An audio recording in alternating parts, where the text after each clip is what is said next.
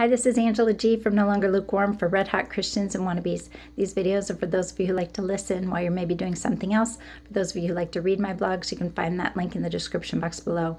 So this video is actually a re-upload of my blog from last week. It's called Chastisement and an Object Lesson about Iniquity. Judgment begins in the house of the Lord. This week, while the whole world was hunkered in houses wondering what will happen next with the coronavirus, God was taking just a moment to deal with some of his children. I, for example, was spanked but good. The worst part isn't even that it was for an issue that he has already addressed. I guess I'm a slow learner.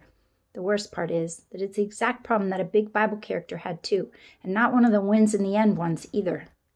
When all was said and done this week, I think I finally did get the message. I also got a very disgusting object lesson about iniquity that should be a warning to us all. King Saul's partial obedience. King Saul was Israel's very first human king. Up to that time, God had been ruling his people through the priests, prophets, and judges. But the people were unhappy with their current judges' sons, who were greedy and corrupt. They looked at the nations surrounding them, who had kings and wanted to be like them. So Saul was chosen by God to give the people what they wanted. God warned them they wouldn't like the reality, but they didn't listen. Speaking of not listening, that was Saul's problem in a nutshell. He had a nasty habit of not exactly obeying God. Just after the prophet Samuel anointed him as king, God ordered Saul to completely destroy the Amalek people. In 1 Samuel 15:3, Samuel told him, "Now go and attack Amalek and utterly destroy all that they have, and do not spare them, but kill both man and woman, infant and nursing child, ox and sheep, camel and donkey." So Saul did. Sort of. He destroyed every single person and everything of the Amalek, except the king and the best of the sheep and the oxen. When Samuel questioned him about his disobedience, Saul didn't even get that he had done anything wrong. 1 Samuel 15, verse 20 to 21. And Saul said to Samuel, "But I have obeyed the voice of the Lord and gone on the mission which the Lord sent me." Okay, so far so good. "And brought back Agag, king of Amalek." Here's a problem. "I have utterly destroyed the Amalekites." Good. "But the people took the plunder, the sheep, the oxen, the best of the things which should have been utterly destroyed, to sacrifice to the Lord your God in Gilgal." Not good. Saul didn't understand the reason for God's orders, so he obeyed the part of the order that made sense to him and completely ignored the rest. This was my problem too. Amazingly enough, I also thought I was obeying God, what God had told me to do. I really did. But then God showed me that anything less than complete obedience is actually disobedience. It is error, or a turning away from the right path. It's iniquity. A broken stove, an unwanted guest. Last May, we bought a brand new stove. Last week, it went on the fritz. Since it hadn't even been a full year, I was sure that the warranty would cover whatever problem the flashing error F1EO meant.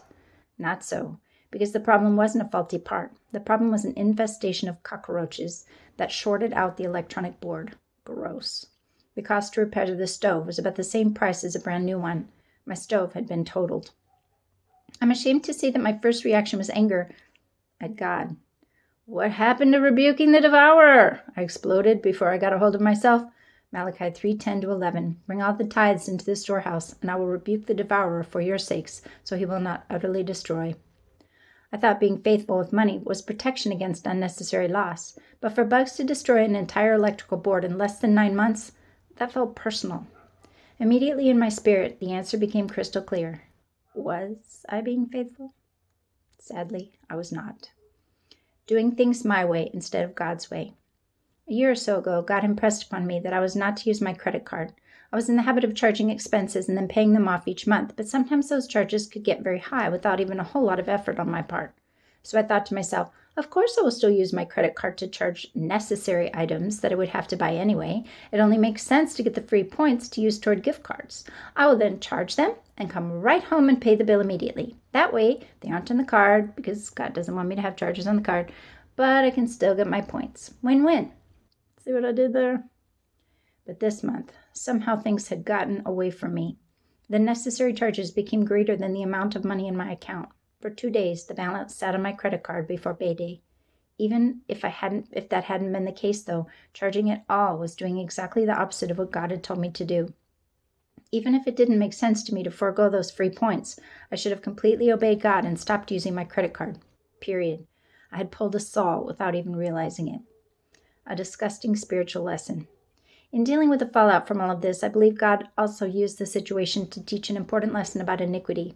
A few months ago, when we first saw the bugs, my husband had sprayed the kitchen. We also went through and put open food in sealed containers and tried harder to keep the area free of crumbs that might invite them. This week, when I realized the few we actually saw were nothing to the mass that were required to be labeled an infestation, I went to work doing some deep cleaning in the kitchen. I emptied drawers and cabinets and was shocked to see the evidence of those masses underneath the items that were stored there. For months we had gone about our lives oblivious to what was happening at night in our kitchen. It wasn't until we decided to set things in order and look deeper that we found the truth of the situation. This is a spiritual picture of the seemingly small issues that may be wrong with our spiritual walk with God. Times, for example, that we choose to do what makes sense to us instead of the exact directive given by God or the Bible. Times when we do what we want to do instead of what would please God. Like vermin, maybe one might not seem like a big deal, but where there is one, there are usually more if you take the time to look closer. The Bible calls this the deceitfulness of sin in Hebrews 3:13 because it seems so harmless but can do so much damage to our ability to hear from God and be close to Him. Time to get our houses in order. And because iniquity shall abound, the love of many shall wax cold. Matthew 24:12. We are in the last days, the days of the great apostasy, and iniquity is dangerous. Some people use this as a synonym for sin, but to me it is that and so much more. Sin is black and white. The Bible says not to lie, so we don't lie. But sometimes little white lies, not real lies, but just little variations of the truth, are kind. And that's iniquity. The slope is slippery when we disobey God because our way seems easier, kinder, or even better for God Himself. Partial obedience in any area is disobedience. We must guard ourselves so that it never has dominion or control over us in our actions. That's from Psalm 119, verse 133. We must make decisions now to set things right, to start looking deeply into our lives for evidence of problems. It is only then that we can begin to get our spiritual houses in order.